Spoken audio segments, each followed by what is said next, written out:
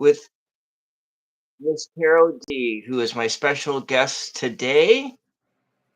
And on the day of the Kentucky Derby, I would normally might be watching that instead because I'm a huge horse gambler fan.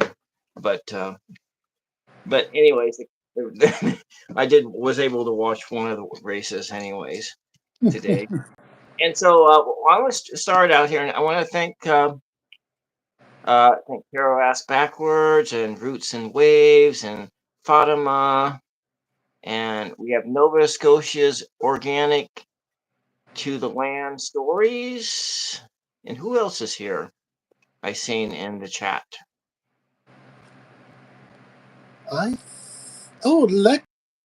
Lexi has arrived. She made a grand entrance. Lexi there. All right. And so how we're gonna start this is that Miss Tarot D is going to begin by telling all about her channel and what it is she does. She's going to be doing, and I will turn the camera around and start working on the Empress, and she has pre-selected those colors of what it's all going to be. Thank you, Essence of the Moon.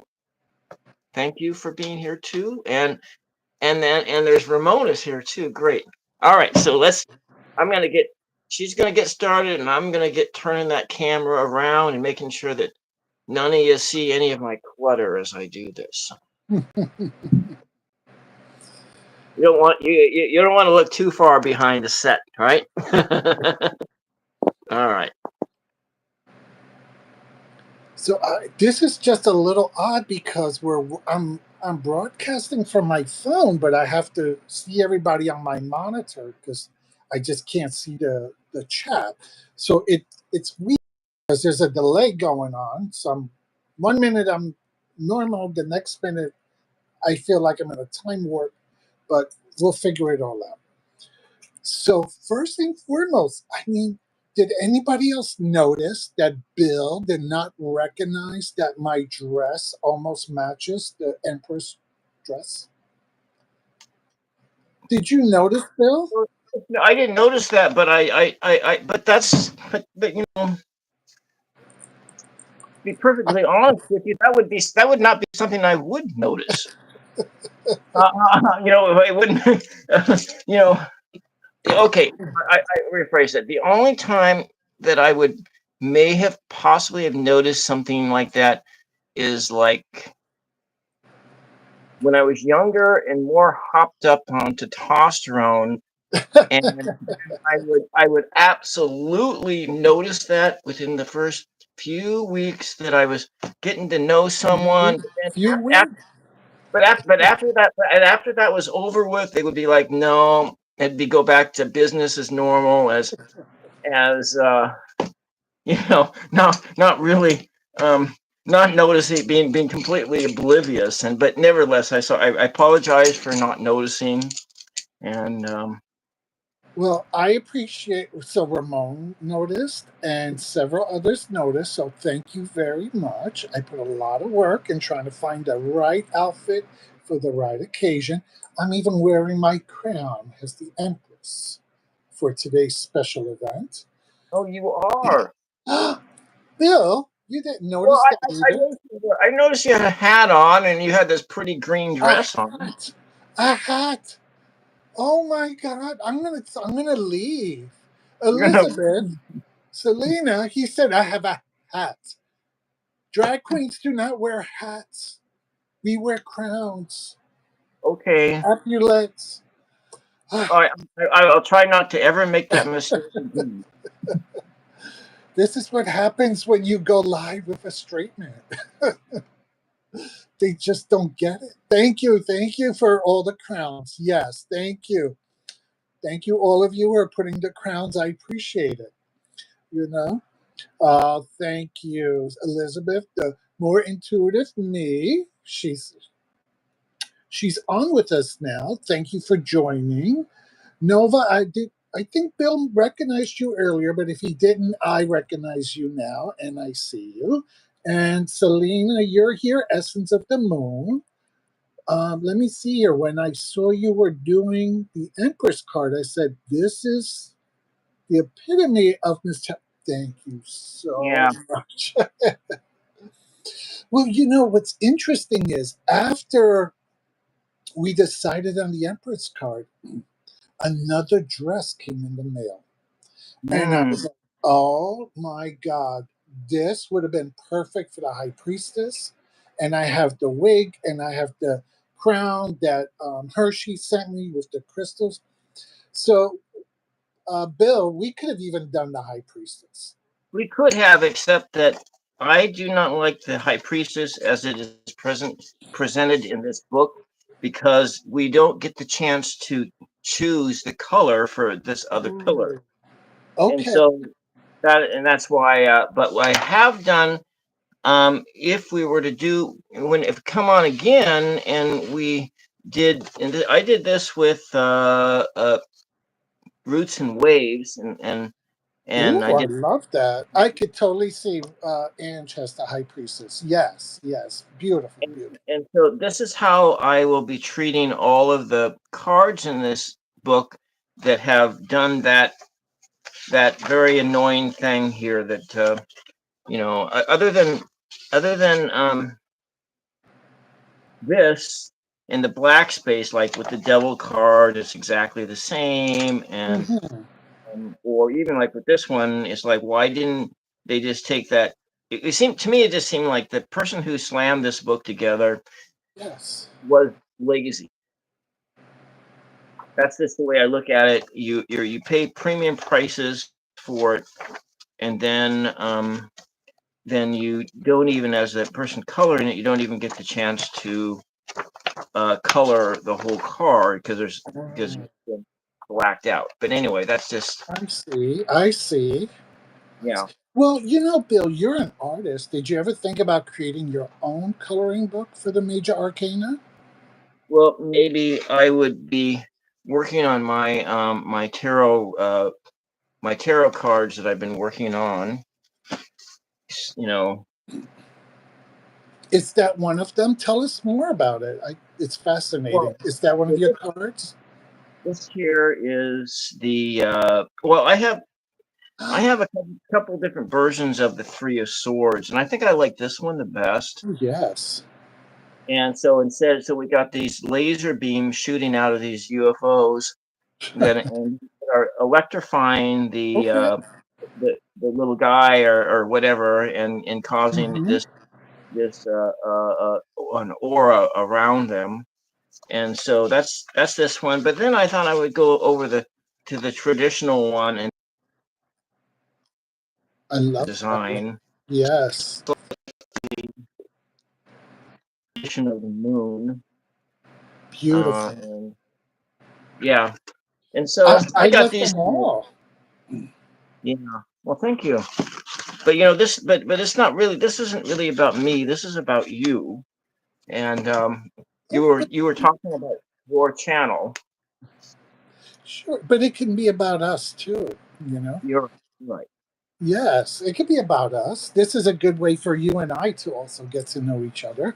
And I mean, the sci-fi nerd of me loves that spaceship shooting the laser beams, and then the plant horticulture side of me loves that rose growing with the swords into it. So, oh, they're gorgeous. They're gorgeous. I think you really should create 3 decks. I love them all. You know? Well, I hope that I get graced with the time to do all of that stuff. But you know how that is. I am like just like my dad was when he was in his 50s. I'm He sorry, was say that again. You're just like who? just like my father was in his 50s. Throughout his whole decade of his 50s, he was thinking he was going to kick the bucket any day. Oh, And so basically it was because of all of the males that were in his family. They uh-huh. all passed on at like 55, Oh, 57, and his dad I think passed on at 57. wow. And then when he turned 60, then he breathed this sigh of relief, and then he wasn't as angry anymore. Oh. Now he lived to be 74, and but I'd be fine at 74. But anyway, that's just I don't need to talk about my own neuroticness or whatever you want to call that. Yeah. So wait, I'm sorry. How old was your father? How long? To what age did he live to? He died at 70. Let's see.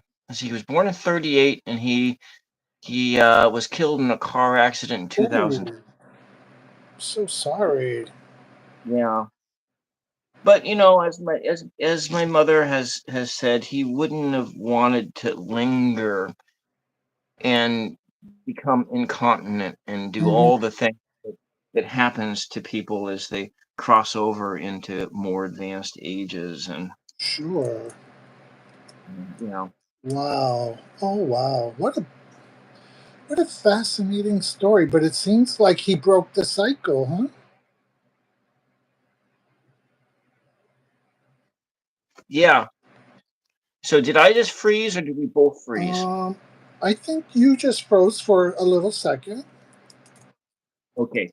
Yeah. So yeah, but it was a different era. His dad smoked cool unfiltered, Hmm. and then drank every single day of his life. And when he was like 35 years old, he had like 80% of his stomach removed because of damage to it from drinking and everything else. And yeah. Anyways, but this isn't. We're not here to talk about health issues. Well, we're here to talk about whatever you would like to talk about, and uh, I think all of our people in chat are also finding this conversation a little bit interesting because you are quite the enigma, I think, to so many. Well, You know, what is so igniting? Why is that? well, because you are a curious soul, and yet you have this extreme passion for the creativities of life. Mhm. And I think when people come across you, they really find that interesting, and it almost draws them to learn more about you. I see. Yes, Nova. She actually said, "There's power in your story, Bill." You know, yeah. And I always say the past is the story that others have written for you, and your future is the story that you write for yourself. So, Yeah, if you get stuck in your past, like your father was worried about dying young, because everybody died young and they told him he's going to be dying young. And yet he lived to be a ripe old age. And I he think that did. also changed your perspective on your own mortality, and that you have a lot to live and you're going to enjoy this life that you have. Yeah, because see, the year that he passed away was also the same year, or just right before, was like, well, that was in 2012, but in 2011, I was living in Seattle and Hmm. really loving my life living in Seattle. And then my sister gets diagnosed with MS, and then Okay. I knew my days in Seattle were numbered, because then the responsibility of caregiving for the parents just fell to me. Oh, okay. Okay. It's an act of burdensome love, if I could put it that way. Hmm. It takes a lot, but at the same time, we're honored that we have that love for our parents, and that we can take care of them the way they took care of us when we were children. So Yeah. many blessings to you on that. Well, I remember my mother telling me that when I was young that I was going to be taking care of her when she was older. I Hmm. just I kind of dismissed it, but I guess maybe it was all these things were internalized about that. So, what are you thinking of the sky so far? I love it. I love it. Can we make it a little bit of a darker orange just so that we can get the Empress to pop a little more? Okay, so we want to go with a little bit more reddish tones in it. Yes, yes. Yeah. Okay. Hmm. Oh, oh, And while we are waiting for you to change markers, I just want to show everyone. I surprised Bill because he did not know that I actually owned one of his pieces. For those of you, I don't know if I showed it, but the love box that I received from Hershey had this in it, and I was just so honored to own a piece of Bill's artwork. I mean, um, that- and I'm gonna frame it, and it's gonna go in my curio. But isn't it gorgeous? He's so talented, very talented. I'm very this honored to receive this. newer designs. Thank you, Bill. You're welcome. It's yeah, I've been painting cards since Oh my God! I think 2017.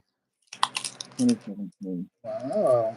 I always like I always like artistic cards. I would send them. There was another artist, and we would send. But she ended up marrying some other guy, but and it never was that way. It's one of those. Anyway, Was she intending to marry you?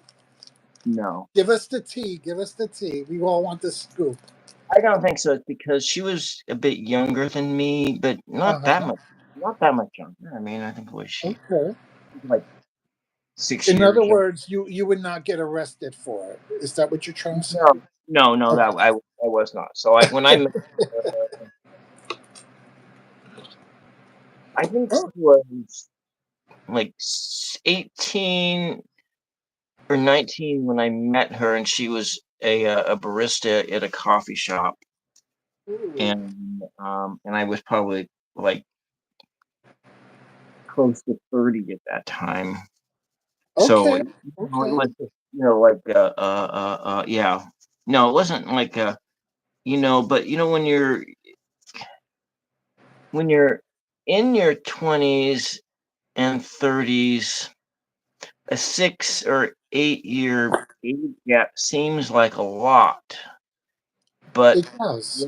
when you go up a ways, it doesn't seem like anything at all. And so there's not much difference between like 40 and 30. Well, there's still a little bit of a difference between 40 and 30, but between like 60 and 50, there's not Hmm. of or and as you go up, that age gap is not all that huge. But then, if you want to Sure. look at age gaps, you don't have to look much further than the Philippines to know that, you know, I seem to always go back to the Philippines when people start talking about age gaps, and I think, well, the age gaps that go on in the United States are nothing like the age gaps that go on in the Philippines. Okay. Okay. And I mainly mean, is I'm sure there's a lot of reasons for that, but maybe that's a different show. Interesting. well, Interesting. the biggest But reason, I agree with you because the higher in age you get, the less of a difference does it make because there's no difference between someone who's 80 and somebody who's like on got one foot in the grave of death. I mean, hey, it is what it is at that point. yeah, yeah, 20 years doesn't matter. I yeah, totally agree with you, dear. yeah. Yeah. Well, but in the Philippines, it's the reason, the biggest reason I think it's cultural and it goes back a long, long time, and but it's also the Philippines do not have a social safety net, and there's like no in a lot of those large age gap relationships are just purely economic, and Yes, exactly. Exactly. yeah, Yes. purely economic, and Hmm. and not, it's not just the Philippines, it's all of those. it's all of those nations that are similar. They have a similar dynamics that are going to play, and which is exactly what would happen in this country if we completely lost the social safety net. I think so too. I think so too. Yes, yes. You Yeah, know. By the way, that sky is looking gorgeous. looking better. Okay, Oh, I love it. Yes, yes. Hmm. so are we about ready? Yeah, actually, it gets a really a fall time look to it. Yes, Having, yes. have that. Hmm. So she was going to attach a rope swing for her son and was horrified. I'm sorry. Can you say that again? That was Elizabeth said something about attaching a rope swing and was horrified, and your son was horrified. Oh, okay. Shoot, that was must have been. I must have just intruded in a conversation here because the my mobile device is like 2 inches away from my eyeball level, right? And so, like, just like you can't see your screen, I can barely see it too myself because of the location and the locality of it. All right, so let's get go on. So you do a bunch of different stuff on your channel. You got I like do. video. I do. It depends what mood I'm in. I love to do readings. I used to do weekly readings, weekly collective readings, but that became a little too much for me. And then I also did flip throughs. Uh, but then that kind of got a little mundane. I was like, yeah, I'm really not feeling this. And I was still trying to find who I was as a person on YouTube. Because I think many of us can relate. We're very Mhm, complex human beings in our real world. And sometimes that doesn't translate so easily to the YouTube world. mhm, And I think we just try different things that we're interested in, and eventually we find something that we like more than others, and we tend to stick to that more. Um, and we move forward with that. mhm, So I then started to do a couple of collaborations, and I started to meet people who I really enjoyed their energy and their conversation and their humor. And then I did some of those. But then, of course, everybody knows I got sick soon after. And I'll never forget, and you can actually see it. I did a live with Gerald, um, and for it was I was suffering during the live because my eyes were tearing and I was having a hard time hearing. And I thought I was coming down with the flu or allergies or whatever. But the following week, I ended up in the emergency room, and all those mhm. everything I was experiencing during the live were actually symptoms from a tumor in my brain. Um, Oh, yeah, and but if you go back to that live, you'll actually see me like I'm a hot mess. I mm, was a hot mess during that live. Uh, but of course, like any good professional, I just you know suffered and went through it, and did what I had to do for the sake of the arts. You yeah, um, and then when I got stronger, I came back and I did a couple of more lives, and then really one of my passions is spreads. I love finding new spreads, or even already created spreads, and just zhuzhing them up a little bit. I love mhm, doing instructionals on spreads because what I tend to find is sometimes when people do a video on a spread, they just throw out the cards, but they don't really tell you what's happening, or they don't tell you how it can mean. So I like to take it one level back, and and just instead of doing 1.1, I like to do 100, you know, and then start from there and really take my time so that when someone's watching me read the spread and I'm using myself, they can kind of get a better understanding. Oh, I see. This is what it's supposed to look like, or this is what it can look like.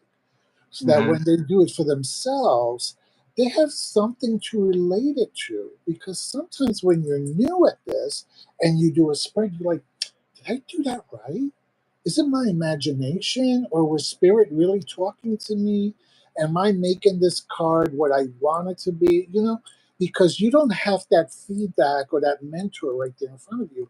So I try to create the scene, and so that when you do it for yourself, you kind of already watch it, someone else do it, and you kind of have a better understanding and a deeper appreciation for each placement of the card and how it could relate to you. And some of you have seen when I do a spread, sometimes I pull a card, I'm like, I have no idea what this card means. But and I have to be very honest and transparent because it's not appropriate to make up something just to look good in a video. I think it's better to just be honest with the viewer and say, I pulled this card and right now I don't know what it means. But then I share my process, and my process is I journal it, and then in a couple of days or in a week, it might hit me. It might speak to me as to what is the intention of that card in the spread. So So, yes, go ahead, baby. so I want to start working on this on her the Empress's dress, and I'm looking at Okay, your dress, and I'm like looking at all these green colors, and I'm thinking that maybe I should just layer in a bunch of green colors in there. perfect. And but I was like trying to read your mind here while you were talking. Yeah, And I mean, why not? I mean, go for the greens, and then maybe like so. If you look at my dress, there's some oranges in it. So we put orange in the sky. Maybe we can work the orange from the sky into her dress as well. okay, why don't we do that? Yeah, We will do that indeed. We'll you know, start and on that. and then you could give it some accents of purple because Miss Tara D loves her purple, and I Yeah. also have it in my jewelry. So why not? You know, Okay, just go crazy with it, Bill. Go crazy. we'll do that. So I've been You, like enjoying you with you, your when you're yeah. You're talking such a madman. You're such a madman. because that's why I like the keyword decks because the very same reason that you're talking about because sometimes you pull a card and you don't know what it is and but I'm very particular about my keyword decks because I would really I do have like some with a lot of information on it but I'm thinking well they don't really need to have that much information on it Mm-hmm. Mm-hmm. you know. Yeah. So for me, I didn't mean that I didn't know the meaning of the card, because I think many of us we know the meanings. We know the basic meanings. I think, however, each reading is very different, right? Mhm.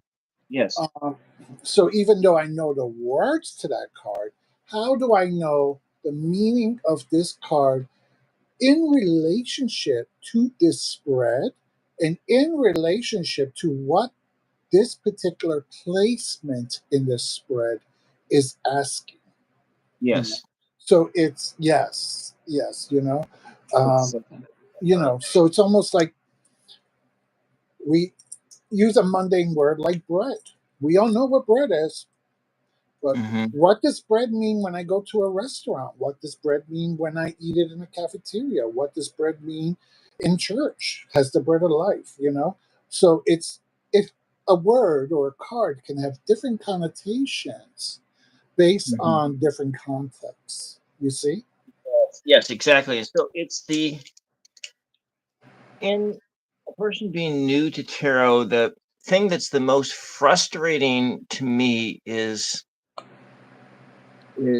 books about tarot because they're just like guide. They're just like a more extended version of a little white book. And why?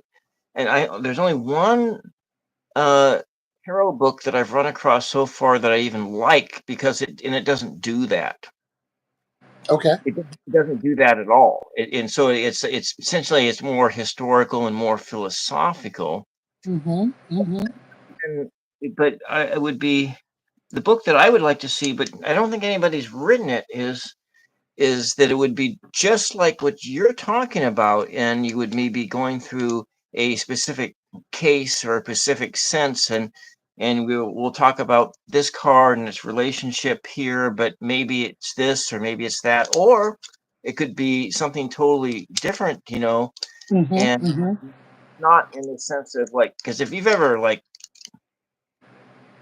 tried to go through an audio book and it was a just like and it was one of those tarot because I was like I'm really interested in the esoteric, really the more esoteric values of tarot, but there's very few books about that are written because Mm. all that are written are just like a tarot guidebook, and I don't really want to slog through all 78 cards. I Okay. would rather I would rather it be written in a different fashion, and maybe you don't even go through all. You maybe you reference them, you reference the meaning and how it all works together, or you're talking about your narratives there. And now the closest that in a beginner book that I've seen that has anything remotely like that is Mm-hmm. exploring the tarot through the radiant, but it's in the books, it's in the chapters outside of going through all the cards. Okay. And then it has a section in there where it's just doing case studies, but it only goes through like one or two. Mm-hmm. And so that's kind of like what you're talking about. And what you're talking about, you're going through the spreads and you're going through and you're just doing a study about how this card lands in whatever, that's what I was hearing when you were A little talking. bit, yes, a little bit of that, but I try. I don't get as deep because once again, it's an instructional video on a spread, and most of the people who come to those are beginners. So some expert level, but mostly a lot of people who are just new to it. So I don't want to get that deep. I don't want to get that hierophant about it. Can I say? Mhm.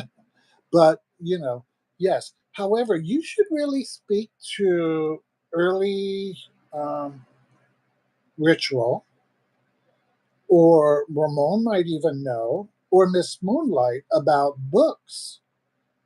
Yeah. And uh, was it Simon Hermit's Cave? Is that right?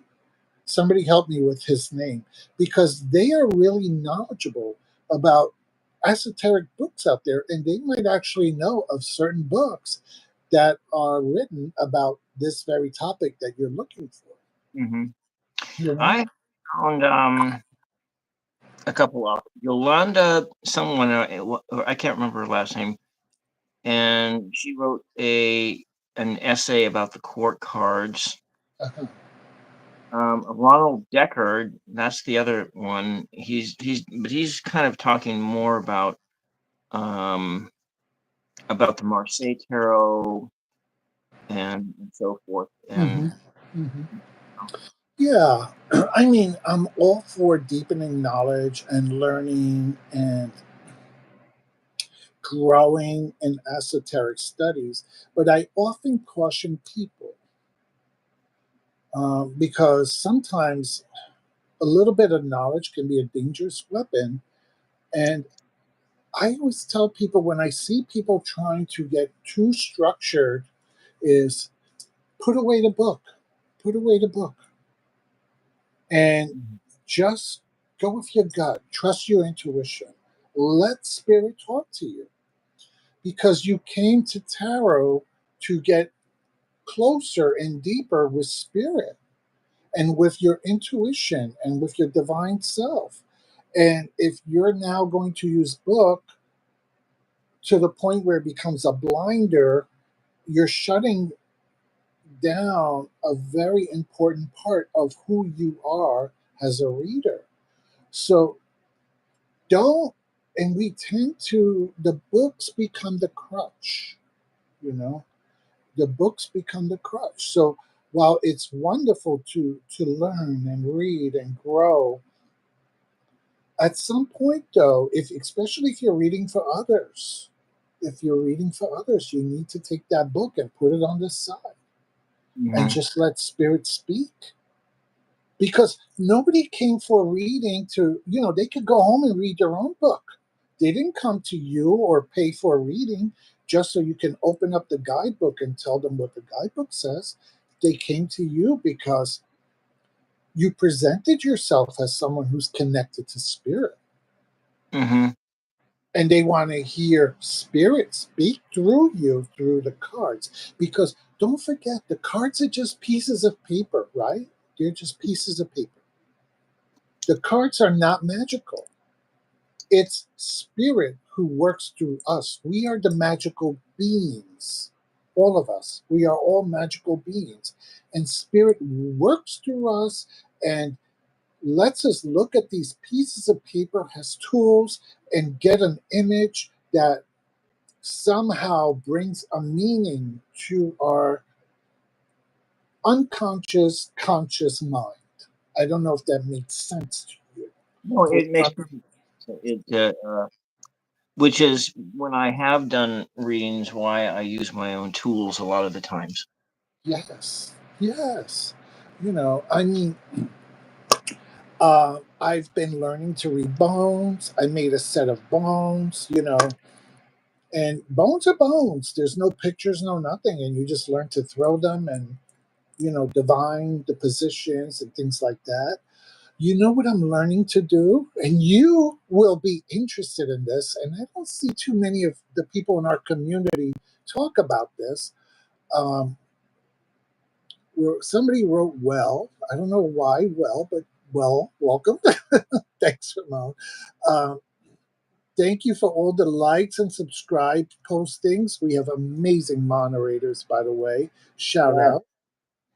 Uh, oh, Soul Whisper, we will talk then. Soul Whisper wants to do bones as well. We can talk and we can talk about how to make your own.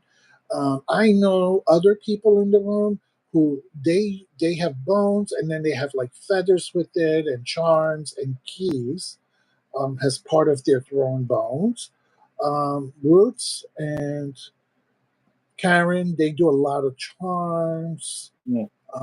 So there's all different deviation styles. Yes, and They don't so use our intuition, yeah, it's just memorization. Exactly, Ange, exactly.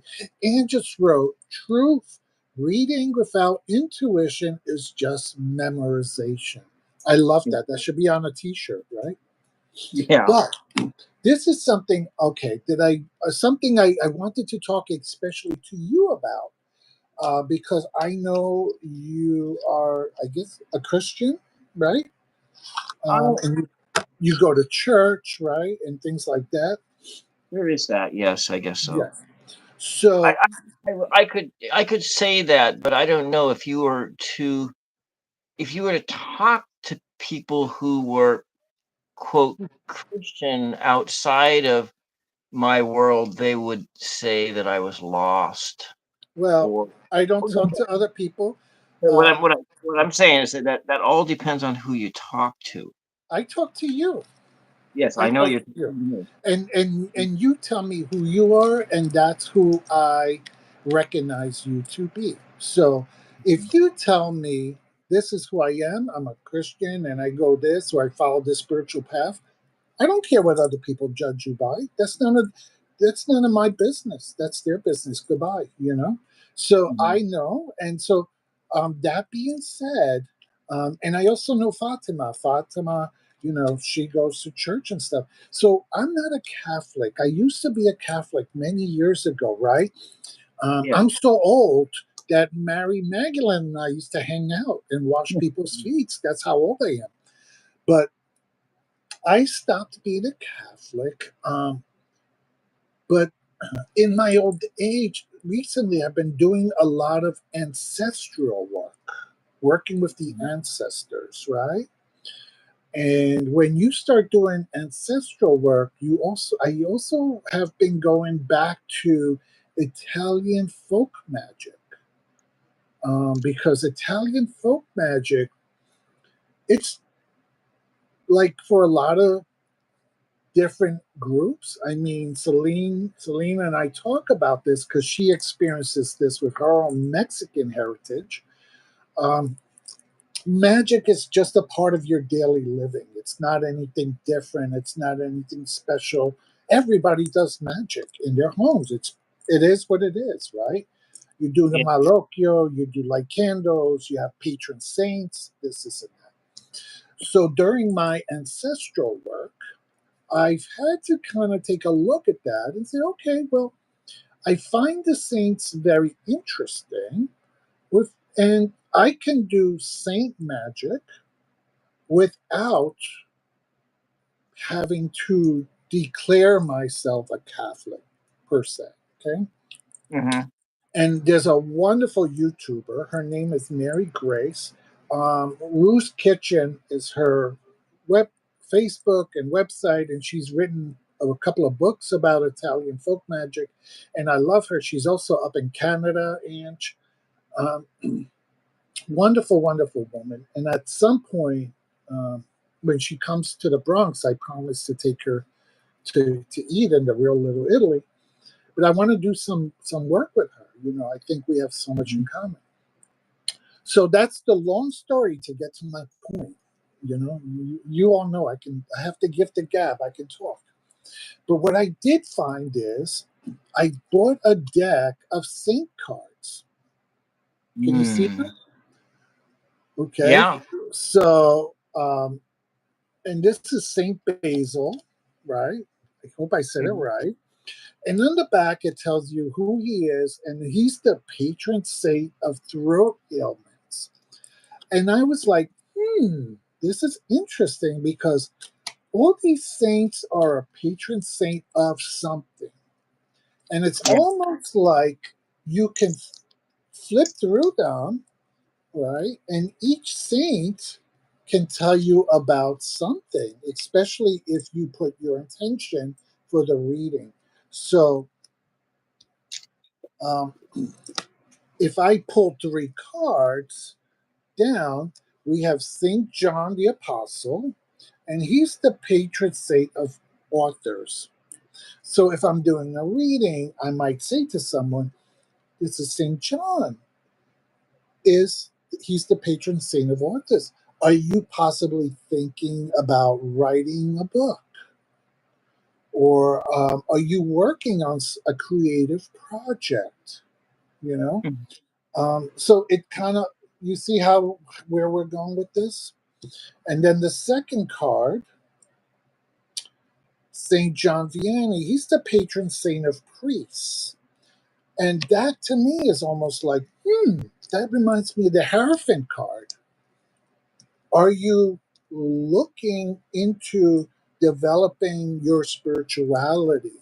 Or are you looking at learning more about esoteric things? Or maybe are you looking for a new spiritual path? You know. So each card, even though it's a Catholic card, right? Because saints usually follow the Catholic Church.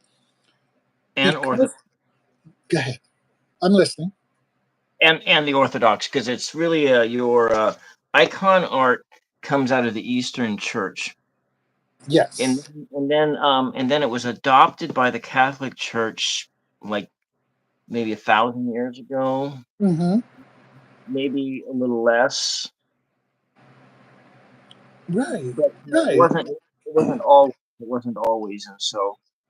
Okay. Yes, but do you see where I'm going to? Like the third card that I pulled, and it's funny because I'm watching the chat, and Soul Whisper just said, "My friend used Saint Joseph. Think it was him to see her house." And the third card that I did pull was Saint Joseph. Yeah. Soul Whisper and I lately, I've been watching her shows, and her and I think alike. Um, Hmm. but he's the patron saint of fathers.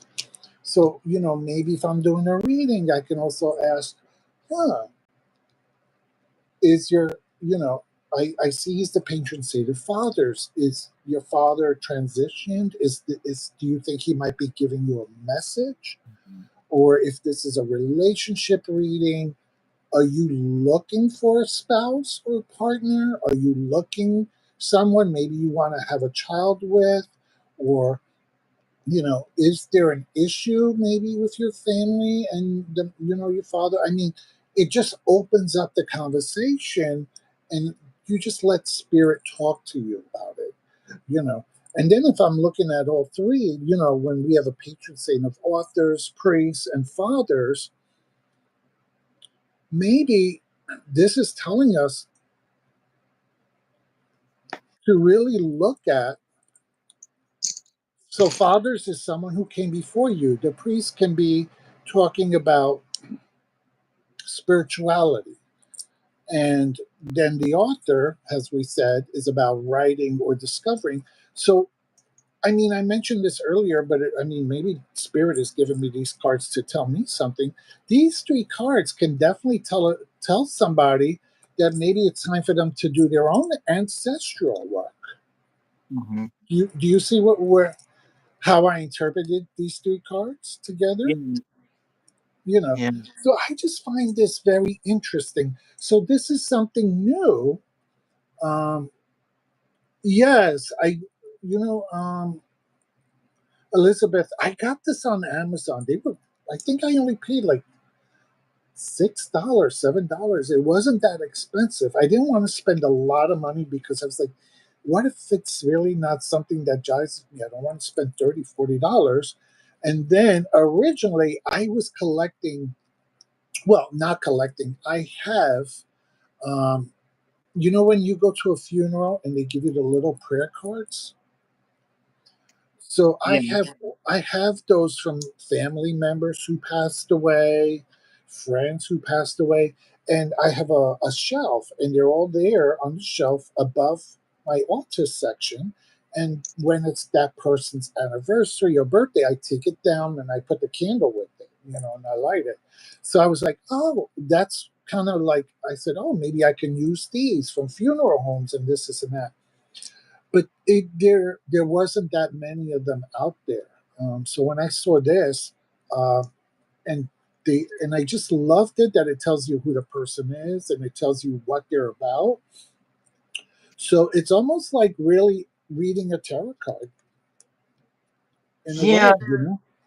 That was kind of something that I was like looking for was um, more of these things, but but they don't make very many of them, and Uh just the huh. little the mini ones.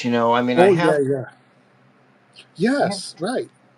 yeah, because Huh. I've I incorporated icons into my life in my 20s. Mm, but yeah, it's like I said, around the same time that I started journeying with the Catholic Church was in my late 20s. But if the Orthodox Church had been closer, I probably would have done that instead because but they're in Oregon anyway. What is there? There's like maybe a dozen Orthodox churches in the entire state. The nearest one to where I live is like maybe 70 miles one way. And just like, all right, well, anyways, you're over there. Yeah, but But yeah. So this is something different. Like I said, trying to get in touch with my ancestors because as a growing up as a child, so I think mostly everybody knows. Um, um, my family's from Italy. More importantly, we're from the island of Sardinia, and you have to understand that because Sardinia is very different than Italy. It's almost, I always tell people, it's like being Hawaiian or um, Samoan to the United States, very different. So if you go to Hawaii, they will say, yes, we're Americans, but they're not, culturally and language. Sardinia is similar. Um, so I've been really trying to connect with my ancestors, and growing up, we lived in an Italian American community here in the Bronx, and people were always, they didn't call them altars, but they had the little table, and mostly had like a little tablecloth that was white, that was either hand embroidered or it was crocheted, and it was put on top, and then they would have different candles lit for different feast days or for different favors. If you were asking Saint Anthony to help you find something, you would light the candle to Saint Anthony, you put the card there, and maybe you would lay the rosary and you would do a prayer for Saint Anthony. So, they didn't call it an altar, but basically it's an altar. Uh, and then But what do you think is the percentage of Catholics that are also tarot practitioners? I It don't must know. be. I mean, It I must don't know about tarot practitioners, but be. definitely, if you ask me what's the percentage of Catholics that do ritual and magic, I would say 100%. Well, I know. I would say that too, because you don't have to look any further than the Eucharist. Exactly, exactly. And Transubstantiation is the highest form of magic, right? yeah, and so with that, so which means to By the me, I way, would. Ramon is very impressed that I was able to say that word. He'll probably write something later about it. Go ahead. I'm sorry, I didn't mean to cut you off. Yeah, yeah. What was the word that you said? That could you repeat it again? No, I got lucky saying it right the first time. I could All jinx right. myself saying Uh, it. I Julie. think, are you in cahoots with him trying to make it? No, no, no. I was just. I don't know. I was just asking. I probably never heard the word when you said it because I was like ah, in here, and that was probably why.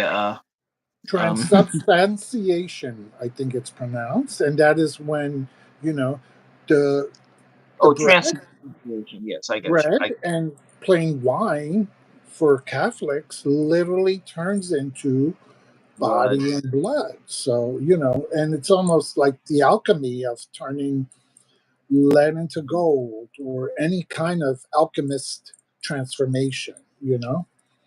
So, Yeah, yeah. Hmm. which makes me kind of wonder when that ritual began, because my opinions on the church have changed in the last 10 years, in being where I would almost put the early church in at 320,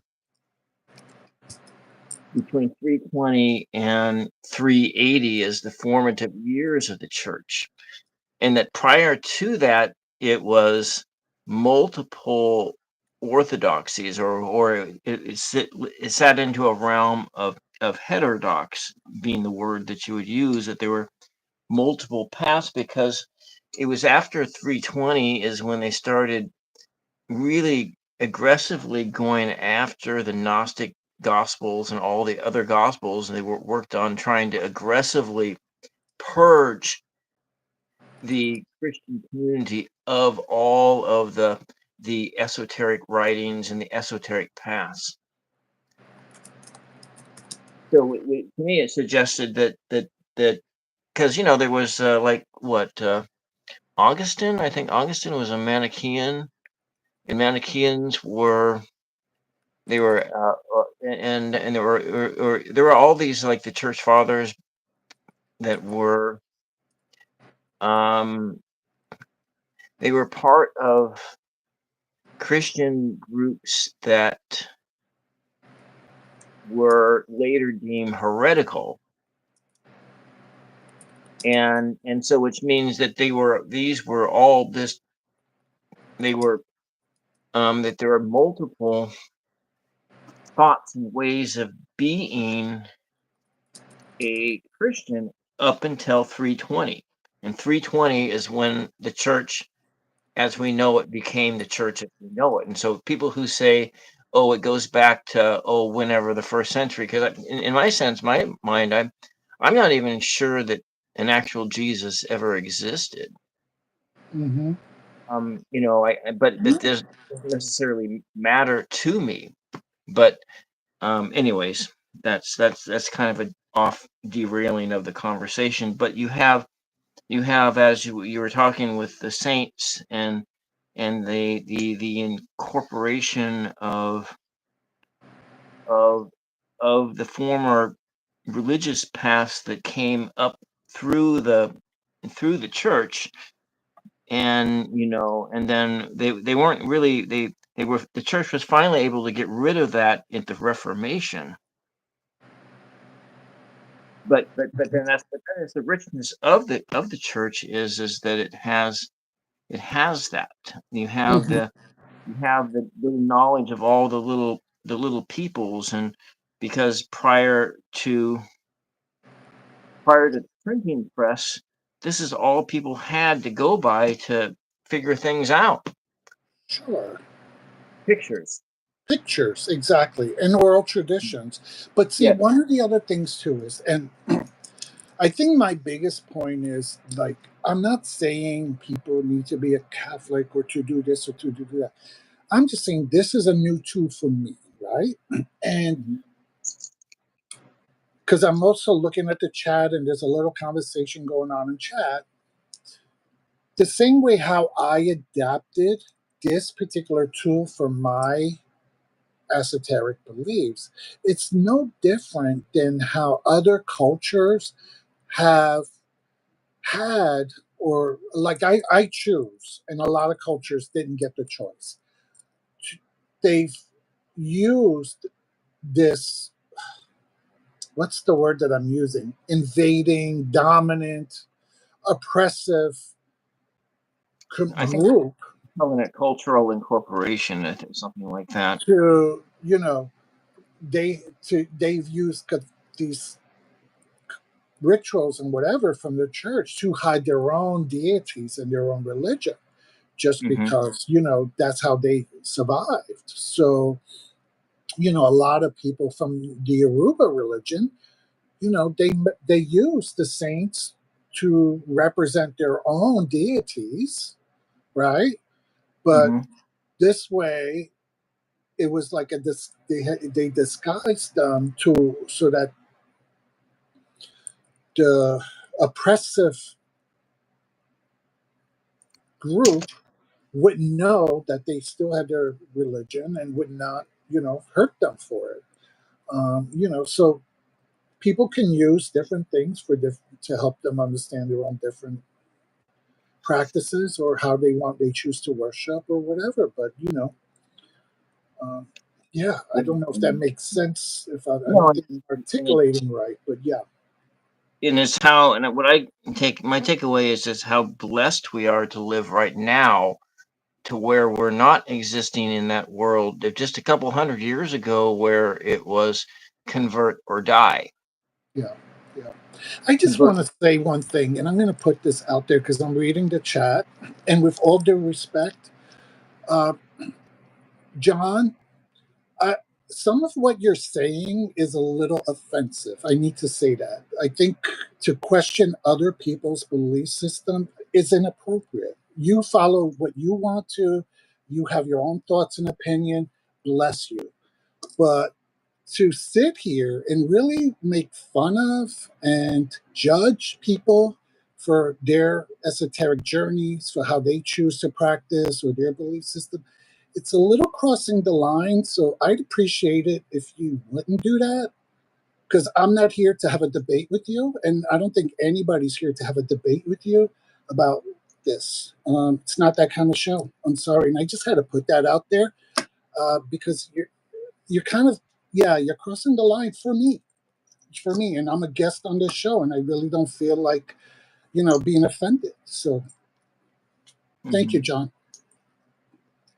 I'm sorry, go ahead. um, Oh, no, no, Bill. that's okay. Thank you. I wasn't. I was. My face is down here in the book, and I'm listening to you. And yeah. I think they call it what they call them that is I think is cultural incorporation. I think. Mm-hmm. Mm-hmm. Yeah. Because see, like the Catholics have had a tradition of marrying into the cultures they colonize, and then because people being people,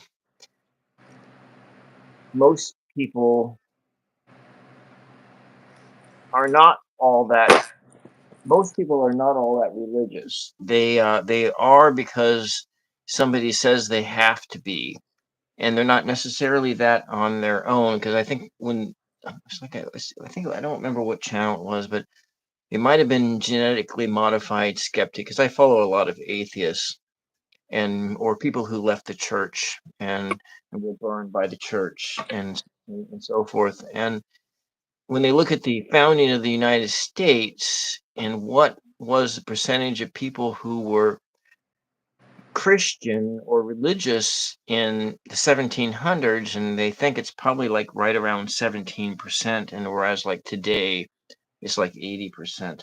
But the difference between then and now is that then the pastors of those churches were paid by the state, so they were paid through tax dollars. That means before the founding of the United States Yeah. and before the Revolutionary War. And so but then after these pastors stopped being paid by the by the state, then they had to hustle to make money. Mm-hmm. And so Yeah. all the different brands of Christianity and that exist in the United States is a result of I guess free market forces, and Yeah. But so Bill, let me just circle you right back because we're going down a different rabbit hole. But what you're talking about, and Roots and Wave actually, she did a panel months ago, and I got to be on it. I was very fortunate. But what you're talking about is ethics, it's ethics, ethics. ethics, ethics. And that is if you're going to be a spiritual being and you're going to be a guide or a tool for others, right? If you're going to be a tarot reader or someone who, if you're using any kind of deviation tool and people come to you, right? You Hmm. have to have ethics Yes. um, in how you charge, why you charge, right? And not using to harm others, right? So we all know there's readers out there who this is a side hustle and they do it. They scare people. They scare people to get them to give them more and more money. So it's all about ethics. So, you started going a different way, and when you went there, I heard the message from Angie's video when we were all on it, where we were talking about ethics. You know, Yes, ethics. And so like I had the I don't know if it was I went to a couple funerals this year that were this has happened like three times now in going to funerals in evangelical churches and having the pastor um, say, well, luckily Joe was saved 3 weeks ago and now he gets to enjoy the fruits of heaven.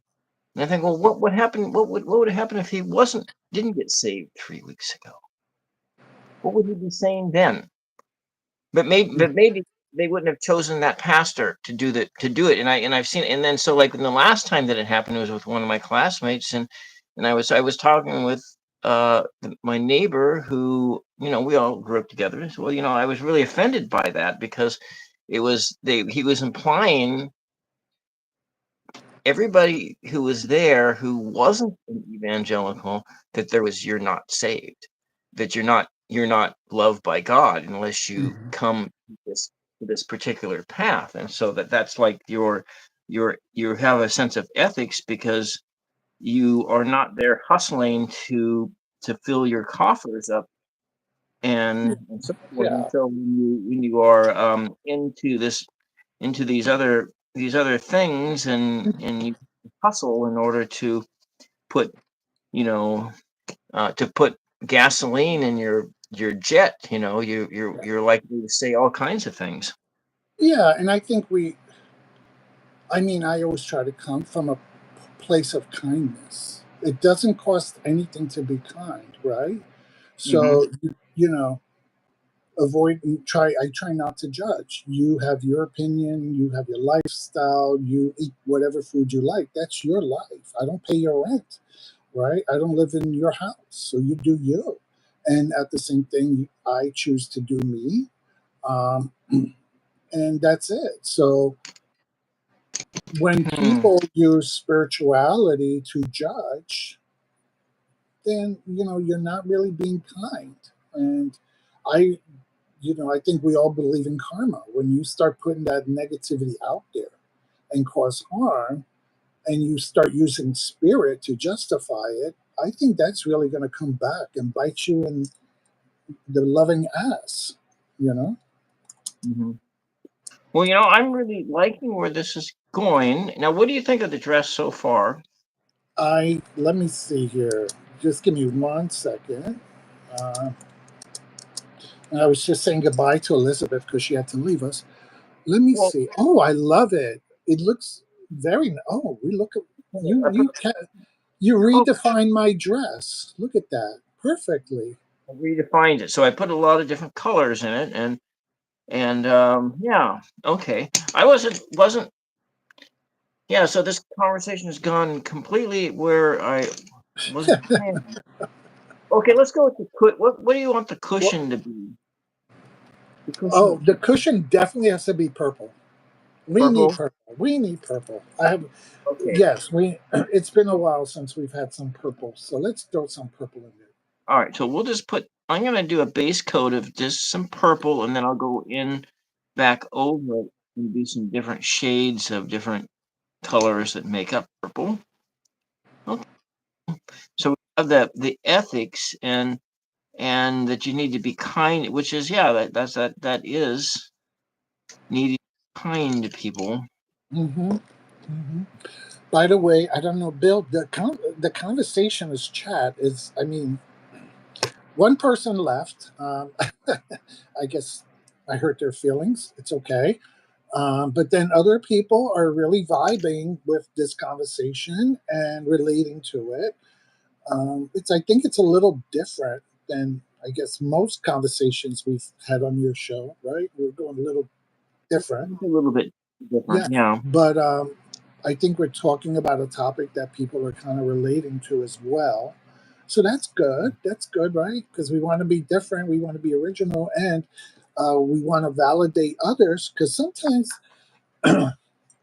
many of us live in isolated communities, and our families don't appreciate our spiritual pursuits, right? And some of us, we can't even tell people that we read tarot or we do deviation aspects or we do ritual.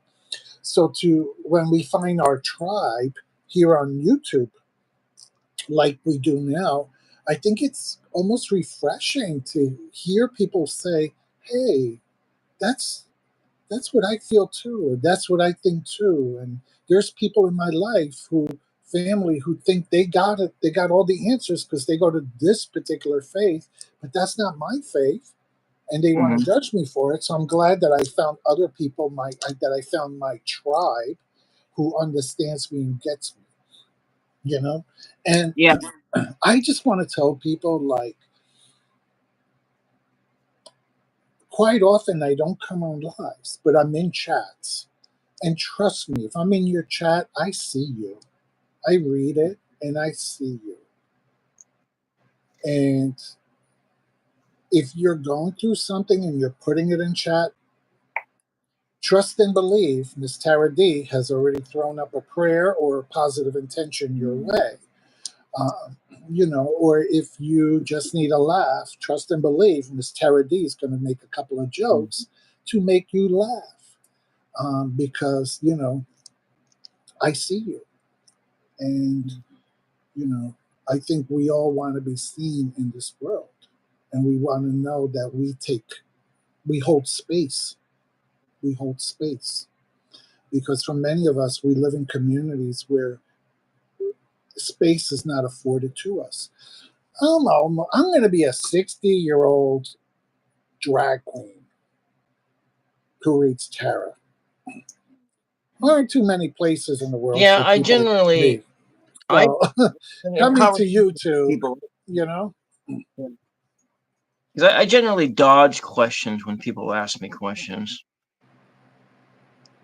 Um, you haven't dodged them today. no, but when I'm in the world outside of here, Hmm. uh, Hmm. But you yet, know, look at YouTube, Bill. So many people love you. Look, people have come on your show. I mean, if you weren't a fascinated human being who we resonates as loving and caring, people would not want to come on your show and be interviewed by you and paint and color with you, right? I suppose, yeah, Yeah. So yeah. you're a blessing to so many. You know, Hmm. and you have your own unique, quirky style. Well, that's a nice, pleasant way to put it. And no, I love it because I think being your authentic self, you just show people that they can also be their authentic selves. Hmm. You know, and I really believe we're all here to be kind to one another and to, by doing that, you know, we bring peace. You know, um, I can. Many people who know me, I've lived several lives within this lifetime. I've been many things and I've done many things. I mean, when I got diagnosed, I'm going to tell you this. When I got diagnosed and I was in the hospital, somebody said to me, "What's on your bucket list?" Hmm. And Bill, I honestly said to them, honestly, I said, "I don't have a bucket list. I don't have a bucket list." I said, "I've truly enjoyed my life. I've done so much. I've accomplished so much in my lifetime. I found the love of my life, my heart and soul." I said, "There's nothing else. If this cancer is going to take me, at least I have no regrets. No Hmm. regrets." And the only reason that I fight to stay alive is I just adore my husband so much. Hmm. He's amazing, and I just want to spend more time with him because he makes me laugh so much. But yeah, but I really feel like when you live your life to its fullest and you're kind to people, you are not going to have any regrets when the time comes. Nope. You can transition to your next phase, to your next dimension, to your next life, however you perceive the next steps, Well, yeah. knowing that you've really fulfilled this one. I mean, going back to, like, let's say when I mentioned that I was living in Seattle and it was around 2011, and then there was things that happened, and I thought, oh, you know what? I don't have time to screw around, not trying to accomplish what I not want to accomplish in my life. Because I had so many friends that are in this build phase, and they're just waiting, just got one more year, then we can retire. Then finally we can start doing what we've always wanted to do. Mm. Mm-hmm. Mm-hmm. Yeah. Well, I just want to retire just so I don't have to go to work anymore because I'm tired. Yeah. But even at my job, I'll tell you a little something, and I don't know who on chat knows this story already. I worked for 20 years for one company, and I loved that company because every couple of years they would give me a new program to open up. And I got to open it up from the soups to nuts, from the beginning all the way, whatever. But then I get bored. I get bored. Okay. I like to create, I like to open. And once it's really succeeding, I like to give it to someone else to maintain it. I get bored with maintenance. Hmm. So And I stayed with this company because I got to open up 4 programs for them. Very unique, out of the box programs. They're beautiful. Is it And like, then I left because the company that I worked for came to me and said, "Hey, we want to open up this brand new program in the Bronx, da da da, da, and we know about you. We know you've always worked in the Bronx. You've been successful with creating programs, and you have a good reputation, blah, blah, blah, all this stuff." And I said to them, I'm very happy where I'm at. But I'm interested in what you're trying to do. But before I take this leap of faith, right, the full, I want to know what your budget is, what your staffing is. I want to know the ins and outs, where it's going to be, because I don't like that so many people come to the Bronx and say, we want to do all this, and then it's a storefront with 2 staff. It's a waste of time and energy. So they're like, no, no, no, no. So they laid out their books and their floor plans and the charting and the staffing and everything. Da, da, da. I said, okay, you know what? You got me. And I left a company of 20 years. I took a major pay cut because this particular program works with children who are sexually mhm. abused. And many people know that that was part of my early childhood history. And of course, children in the Bronx. And I was abused in the Bronx. I said, well, you know what? This is going to be worth it for me. And this is the program that I think is going to be the cherry on the top of my sundae of my career. To Mm, be able to make sure and take everything that I've been through and create a program that truly understands all of that, so that finally the children of the Bronx and the families can get the highest quality services. Because in New York, the Bronx is always the stepchild. Lexi mm, knows. Lexi lived in the Bronx. The Bronx is always left. They get the scraps. And my mission was no, no. This program was going to be state of the art. It was going to be 100% over the top. And many of you know, because many of you do readings for me and you lift things up, whenever I have to try to get money from donors, and I try to go out there and I try to get $1 million donors, and I do this and I do that, because the kids deserve it. The kids of the mm. Bronx need it, and they deserve to have the best.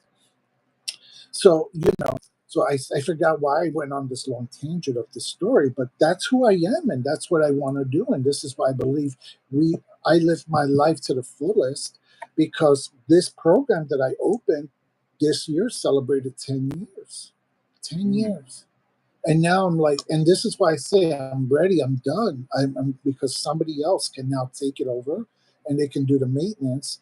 And I want to retire so that I don't have to take my tired fat ass on a bus and a train to get to work every day. you know, I think Miss Tara D's ready to stay home and read on YouTube and maybe make some money to support her Social Security on YouTube. Yeah. You know, but yeah, I get a little long winded. I apologize. Oh, no, no, that's fine. I'm just here listening and so forth. So, what do you think? How I sort of moved on a little bit down to some other parts of the card, and I thought I just was doing some mind reading here, and looking at here's this little waterfall there, and I made it red, blue, and purple, and pulled out some metallic colors, and it's kind of going into there, and then so this is the ground. It's kind of like a coppery color, and so what do you think about that? But then, what about this? Maybe I should do like a silvery color on that, or Sure. Yeah, I mean, let spirit move you. However you feel you wanna, you know, what colors, resonate with you. well, I was just like, I'm I just like, think it's gorgeous. Chad. Everybody's saying that it's beautiful, Bill. You're doing a wonderful job. I'm just working on my these experiences and experiments in telepathy and to see what it is that um, Yes, yes. I it's huh, real time channeling here. What does Miss Tarot D want, and what does she think? huh. What about this tree over here? You want that like normal tree colors, or do you want like that as being like Fantasyland tree colors? Like maybe No, no. You know what? I really want that tree. What's the darkest green you have? Do you have like a hunter green? I will take a look into my I thing. Yeah, I almost feel like that tree wants to be alive. It wants to breathe. It wants to be pure. It wants to be natural. That when you look at this card and you look at everything else that's in there, and your eye falls to that tree, and you almost can feel it breathe. And it Oh, goes. okay. So if you can get a really beautiful green to make it pop against everything else, I think that would be lovely. Okay, so we got some turquoise green, olive, dark slate gray, moss green, and malachite green. Mhm. Okay, how about those colors? Anyway, then we'll pull this other one too. This whole section of greens out. Yeah. Huh. Yeah. So is it like in your work, is that like within the realm of like psychology and when you say programs, I was thinking in terms of social programs, or is that like So computer I'm programs? no, no, no. It's social. So it's so we have law enforcement, child protection, therapists, and doctors who all work on one floor of a building.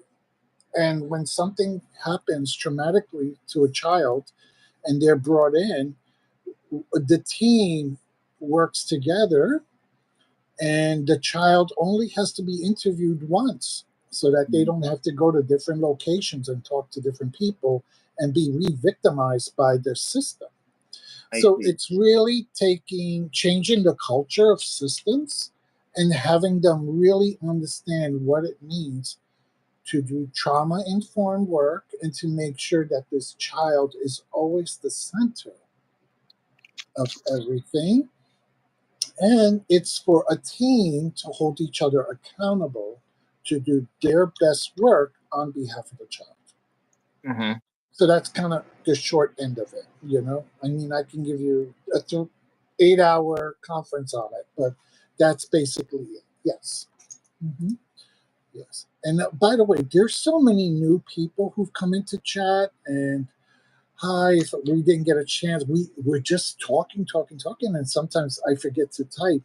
But welcome, I think I saw John, and I think I saw Maria, Janet, uh, so many people who've come in. Welcome, thank you for coming and supporting Bill and I today. And just, I'm trying to read, so just throw in stuff in chat, and we'll try to also lift it up. Uh, Yeah, you know, yeah. Thank you, everybody, for being here. Really appreciate that. I mean, yeah. So, yeah, I Bill, this wasn't. is I was thinking, oh, wonderful. it's like an odd.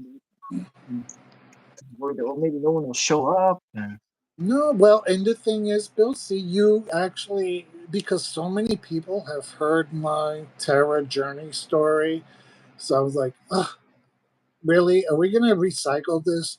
So today, you and I got to talk about a different part of my life, right? That yeah. most friends did not know about.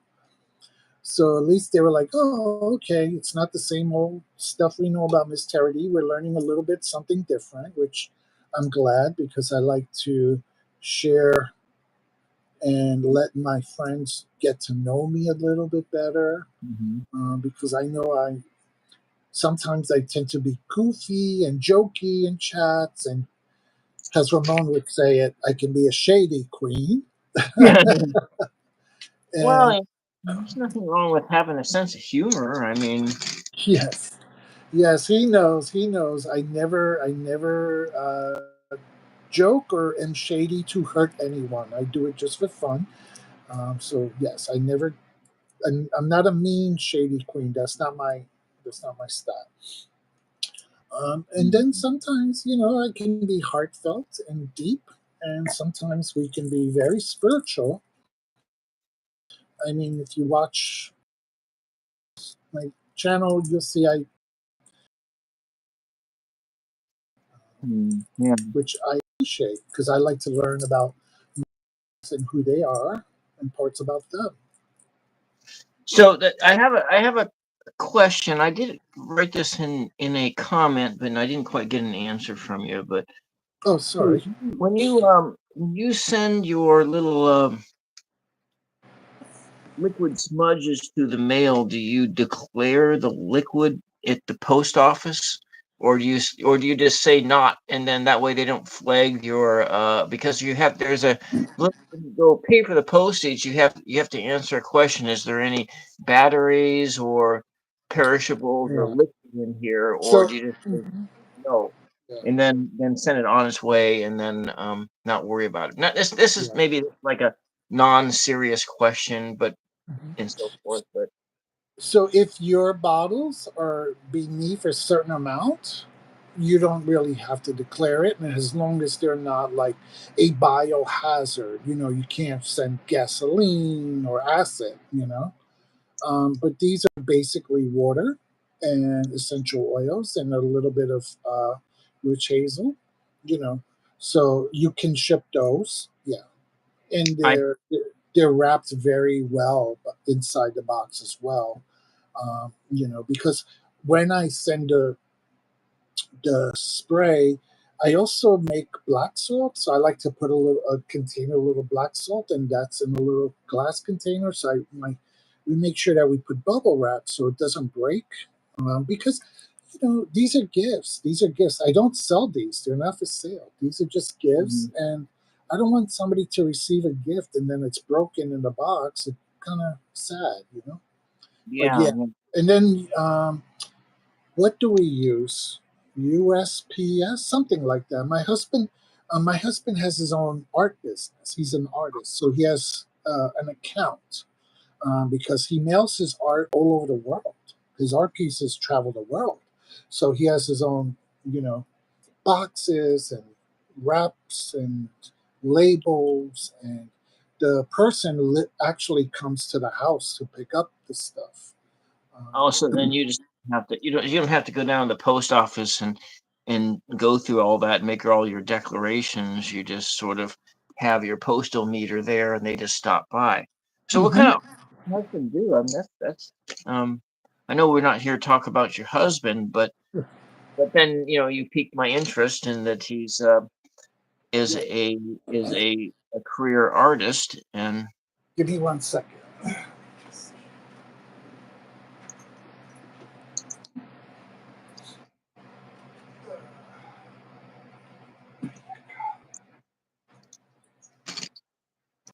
I'll show you what he does. So when after COVID, he did not want to return back to corporate. He wanted to stay home and just do art. And I said, absolutely. So this is one of his pieces, oh wow, and there, if you could see, they're three-dimensional wood, yeah, yeah. and then they're painted. Um, and he doesn't use any machinery at all.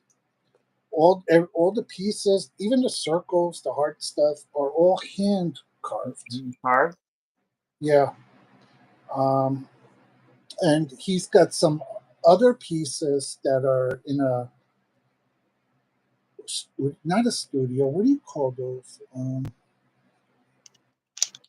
Yeah, I guess an art. I don't know, an art place in Las Vegas. So they have some of his pieces that they're constantly reaching out to him because his pieces sell very well there. So they're like, asking him for more. And then he belongs to my husband's Puerto Rican, so he belongs to a Puerto Rican artisan association, where it's all Puerto Ricans and who do various types of art, and then they do.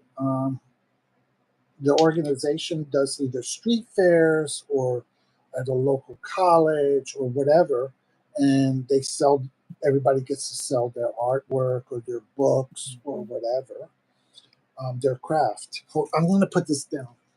You mean like an artist co-op or something like that?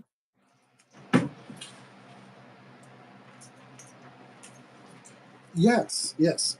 Yeah, I sell So, it in I sell it in artist co-op, mhm. and So and it's lovely because it's a way for them to keep the Puerto Rican culture alive. Especially here in New York City. To bring up these things, and he does a lot with uh, Puerto Rican symbols, and from the Tainos, and he does the houses that they have in Puerto Rico. I mean, he just does. He's on Instagram and everything's there, but he's fantastic. He's fantastic. He's very, very talented. So that's what he does, with his artwork.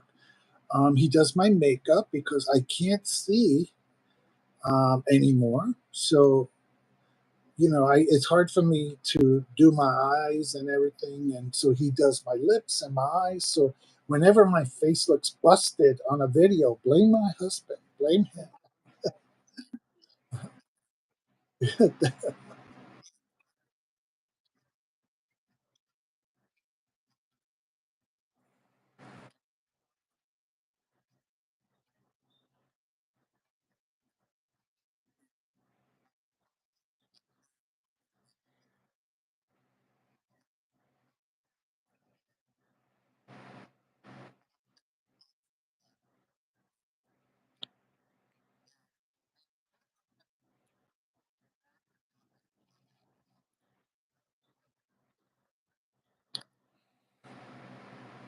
Hmm.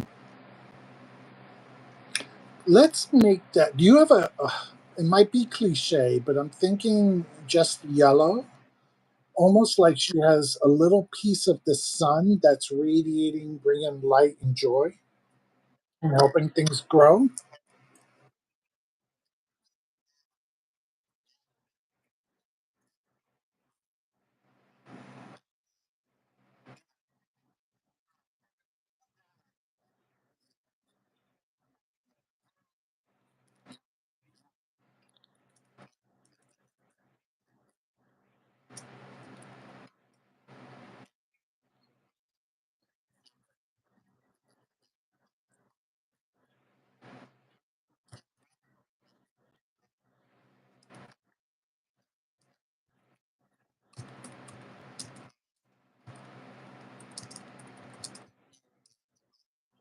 Hmm.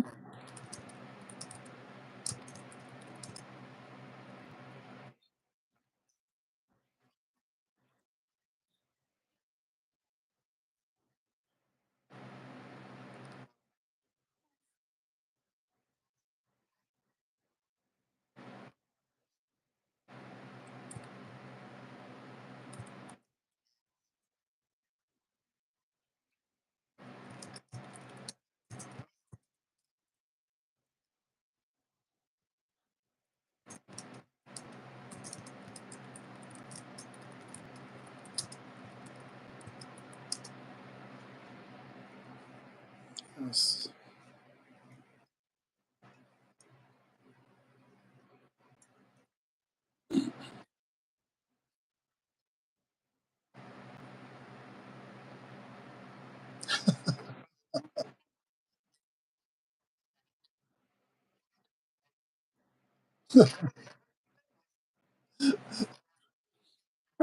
I don't know. I don't know. Anyway, I'm reading into that comment differently. I mean, because I don't know if Ramon. I don't understand. Wait, because let me see. Did you wave your wand on Bill too? Was it anything he said you didn't like? I don't know because I know somebody who I kind of. chastised. Literally, I did, and I apologize. I shouldn't have done that, but it was just crossing the line. They left the chat, so I don't know if Ramon's talking about that or something very different. Oh, because you froze. That's what he's saying. You froze. Okay.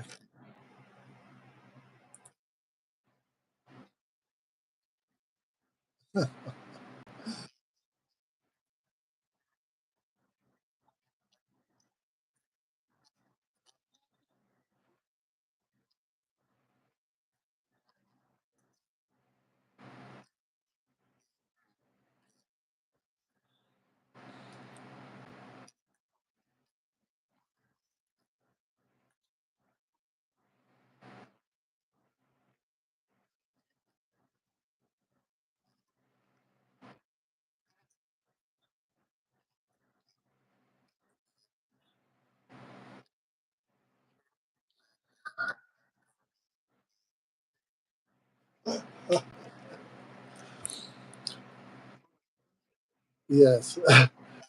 So Ramon just said, because you're frozen, Ramon just said, I guess it's safe to say this show is all about you now. Ramon, it was always all about me. It's always when when I come into a room, it's all about me.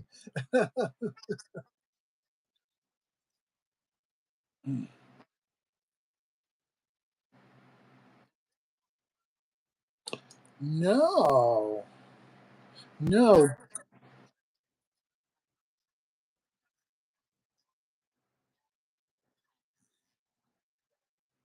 no. But and my New York people will tell you this: when you live in New York City, it's always theater. You can wear what you want. You can be who you want. You just walk down the street. So I I could walk like this and feel okay. And life is theater. Life is theater. You know, in New York City. So yeah, the whole world is a stage.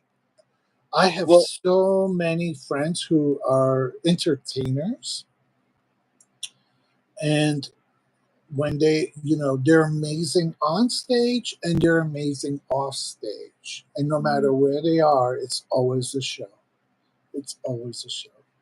well, there I lived on Capitol Hill, First Hill, Capitol Hill in Seattle, which is that district where it was anything goes. And I have a picture of a typical. I'll just see if I can share this here. A typical day on Capitol Hill.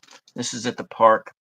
And so this is a guy who would walk around in leather underpants, and he carried a camera with him, and then he had his phone number tattooed on his back.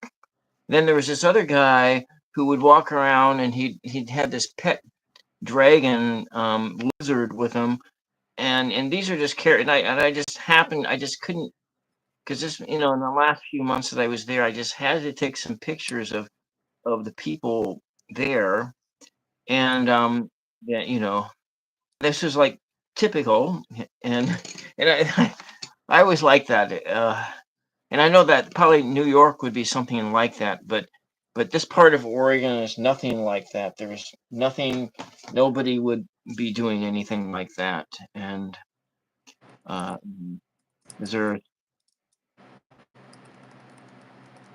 yeah, Yeah, I mean that's if you go down to the city, you would see that. I mean, any given night. I mean, and that's what's so beautiful about it. People can be themselves. yeah. Or I would talk about on Friday at 10 o'clock Friday night, there would be a second rush hour traffic of everybody in the Puget Sound coming to Capitol Hill for the bar district, because that's all the bar. But it's funny. It was like all the churches were there, and all the bars were there. Yeah. There was, And of course. I've got to say, I am, in a way, very lucky that because of my age, I've lived through a lot of history. I lived through a lot of history. And I was very fortunate to live that history in New York City.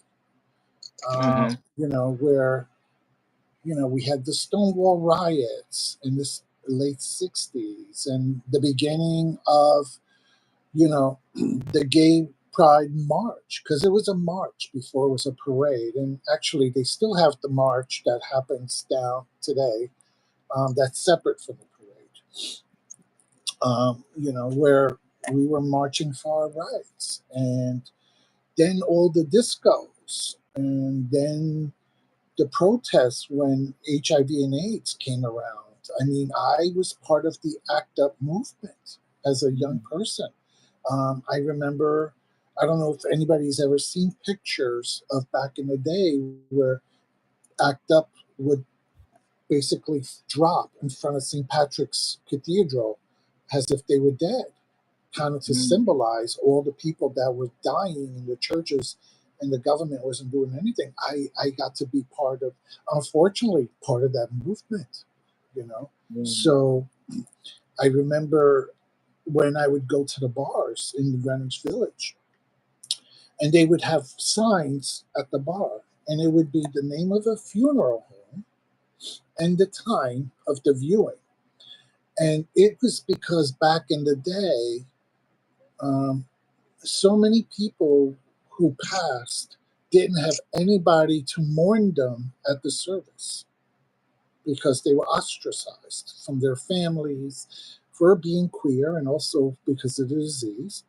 So many of us would get the information at the bar and then go to the funeral home and just be present for that person as while they were transitioning into the other life, at the funeral home. So got to be a part of that. I mean, the AIDS quilt. I started the first queer club, but back in the day we didn't say the word queer. Back in the day that was a bad word, but we reclaimed it. But I started the first gay and lesbian transgender bi club at my college. And this was back in the 1990s. Yeah, it was during the big march on Washington, D.C. And myself and one of the parents from PFLAG, we organized buses, and we brought students and faculty. We had 4 buses, and we brought students and faculty from the Bronx to Washington, D.C. to be part of the march on Washington for gay rights. And we weren't marching for marriage equality. We were marching for basic human rights. Can you imagine that you have to fight for your human rights to exist? So I can say I've had the opportunity to be a part of so much history, and even in my old age, I used to, oh, I marched for everything. I marched for gay rights, women's rights, domestic violence, child abuse. If there was a cause and they needed somebody to stand up, I would go, and my husband would go. Um, and we marched for marriage equality. It was our 10. I remember that march. It was our 10-year anniversary when we when Mm-hmm. we marched. Yeah, um, and you know, my thing is, you just can't sit there and complain. You have to be a part of it. And if I had the physical strength, you all know sometimes I get this illness really kicks my ass. Um, and I can't travel too far on the trains and everything anymore because, it's just not good for me. But, if my health was better, and it will get better, I would be the person with the walker at the march. You know, Mm-hmm. I would be there at the march. I would be with SAGE. SAGE is the organization for queer elderly people. I would be with my SAGE people and the AARP people marching for our rights. You know, Yeah. uh, yeah. But I do what I can from my living room. I do what I can. I make the phone calls to the politicians when we need to. I send the letters. You make the donations. I try to get people to sign up to vote. I just do what we can. I think we all do in our own little ways. Yeah. Mm.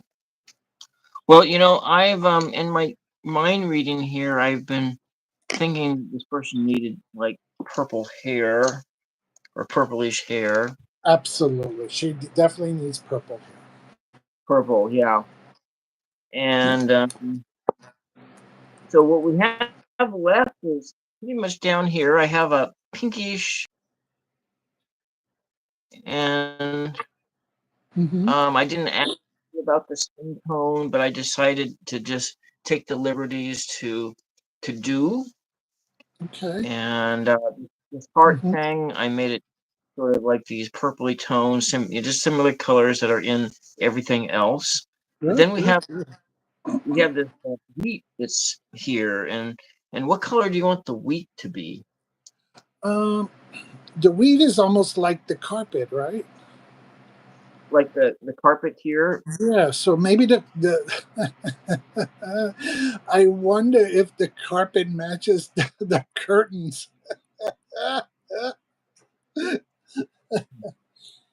It, Uh-huh. the carpet matches the curtain. Yes, yes. Mhm. So Some of my like friends don't. Oh, it's okay. It's just being a little naughty. So so some of maybe our friends caught it. some Uh, more tones in it, like in the sky. So we have the sky tones, and you have the carpet, and then you have the wheat, which may be kind of fall terms, because it's at the height of the abundance of I love it. I love it. Go for it. Yes. Let the wheat match the sky so that the carpet matches the drapes. yeah. Well, this has been a wonderful conversation. I have to say that. I mean, Thank with you. especially with the going into to the history that you were of talking about with gay rights and the right of of people to exist, Mhm. and so that we can someday come into a society where we are truly into a live and let live society, and where we're not in a place where some people feel offended by you know what I'm saying. I'm not really want to go there too far because those are dark thoughts, and I don't really want to think those thoughts Right, right, right. But of you know what? I mean, the thing is, look, it's like tarot, right? Sometimes we worry about some of there's dark cards, right? The yes. devil, death, the tower. But as readers, we also know that those cards don't have to be bad cards. Hmm. That there's something positive that can come out of that. So even at looking at some of those things we were just talking about, we went through dark times, but there was a lot of beauty that came out of that. A Hmm. lot of strength, a lot of activism.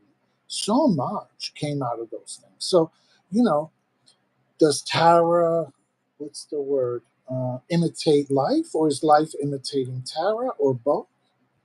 You know, are they mirrors of each other? So, yeah, and I think that's very important for us. And I'm bringing it back to that because this is what this channel is about, is Tara. I think Yeah. it's important that when we do these readings, that we are mindful, that we remind people, okay, Tara is not finite. This reading is not finite. It is not concrete. This is how I tell people. It's like a weather report, okay? Tara, a reading is like a weather report. It takes into consideration all the signs, right? High humidity, low frontier, wind, this, and that. And based on all those atmospheric aspects, we think it's going to rain. There's a very strong possibility of rain.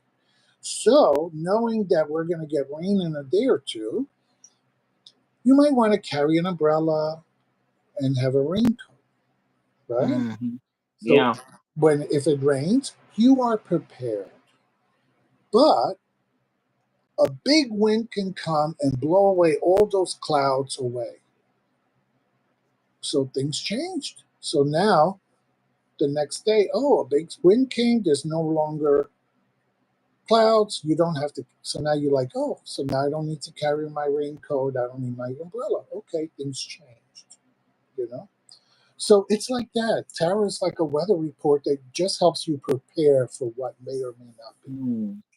That's all. That's all. Nothing Well, to be scared of. And we control our own destinies. And I strongly, strongly believe that we manifest our existence. mm, You can put that manifestation out there. I tell people if it wasn't for the positive vibes, the Reiki vibes, the um, rituals, the prayers, uh, the intentions that people did when I was sick, my illness could have been worse. It could have been worse, or I might have not survived. But yeah. because all of that was put into it, it was the added ingredient to the medication. You know what I mean? Mhm. My So, mother is the prayer warrior type of person, and mhm. I Yeah, I had friends who are Wiccas, Buddhists. I mean, people who didn't follow a spiritual path but just sent vibrations and intentions. I mean, I had the full gamut out there. And I said, you know what? I'm going to do okay here. I'm going to do okay because of that love, right? The love, Janet, you know? I mean, so, it's very right, important. yeah. My eldest niece was born with cancer, and she's 7. She's going to be 8 pretty soon, but she spent 3 almost 3 years. Well, let's see, it was 2 years of her life and having 3 rounds of chemotherapy when Mm, and then but yeah, they she had lots of prayers, and now she's cancer free. yeah, yeah. We manifest it. We manifest it. And this is why I really watch my words. And this is why I say, and Ramon can attest to this because Ramon and I have these kind of conversations. Uh, if if I say something shady and I feel that I might have caused harm, I try to take accountability right away and Mhm. bring up healing. Because words can, if we manifest harm, we can do that. Spells are words, exactly, Celine. Exactly. So we our words are very powerful. So I try to watch how I say it, how I say it. But at the same time, don't get an old bitch wrong. If I Mhm. gotta hex you and I gotta say something, I will. I will because the same way how we could be lovey-dovey and caring and kumbaya. It don't come for me and don't come for the people I love. I'm sorry. Don't. Don't. Uh, you know, because we are all magical beings, and sometimes we just have to do things the way we have to do. Wow. I, by the way, Soul Whisperer, girl, you got me dying over here. Oh my God, you're so funny. She is Yeah. crazy. She's crazy. Oh my God. Ruth says, don't cross the bitch. And we know, right? We know. Mhm. By the way, there's some very people don't realize how powerful. There's so many very Thinking is very the same as powerful doing. people in this community and like in chat. As I'm reading chat, I know who they are. They're very very powerful people. Mhm. Well, we are almost, we're Amen. almost done here, and and it was almost time for me to start making dinner for my little dog and my mama Aw. and so But forth. And all right, before we let you go, what kind of dog do you have? well, let me see, little Pee-wee dog. Let me see if I got a picture of little Pee-wee dog. Let me go into my files. She's kind of shy. Um, Yes, exactly, Janet. Mm-hmm. Yeah. Janet, did let's you ever do the whole thing where you freeze it in the refrigerator in the back of just put it in the back of the fridge and you freeze them out? Did you ever, we could talk about that one too. Oh, he's adorable. see. She's 15. Oh, God bless her. I have a picture in here of her when she was a puppy, but I took that picture years ago because the dog used to belong to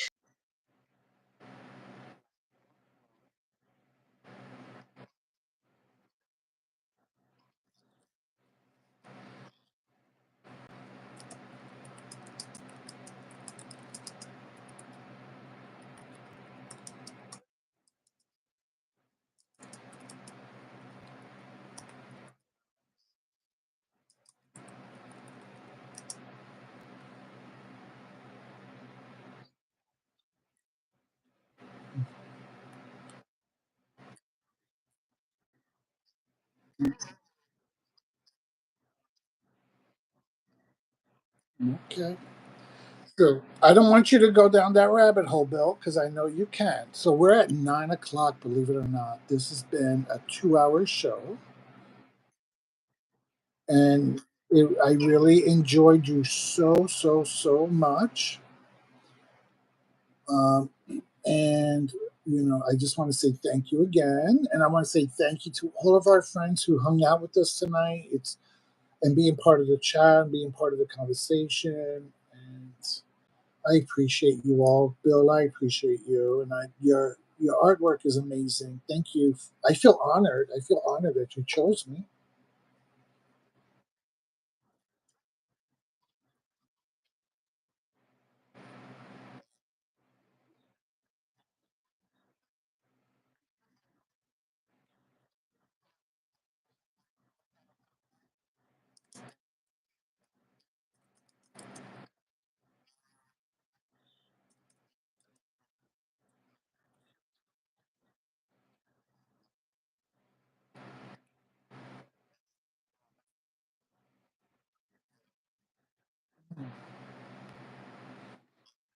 Mm-hmm.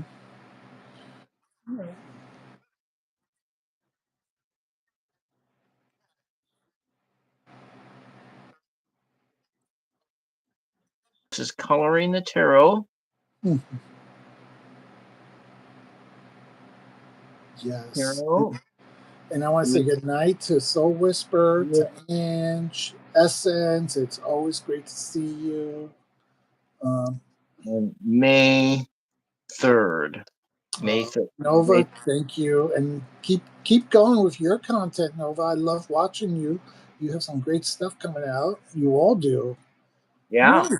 Yeah, so many creative people out there. And I wanted to say that I do have a second channel that I just opened up about a month ago Okay. called